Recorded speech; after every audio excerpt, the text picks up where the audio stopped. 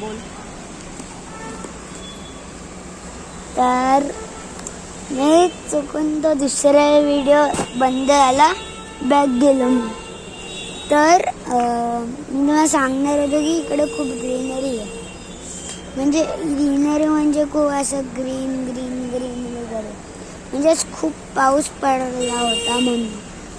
आणि आज मी हे पण खाल्लं, आपलं कांदा भजी. आणि हे आपले फेवरेट चाय. आत्ते मी खिडकीत बसून पितोय. हे बघा सस्ता वॉटरफॉलला म्हणतात.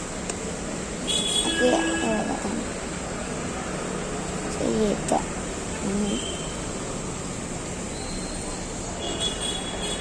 सस्ता वॉटरफॉल म्हणतात.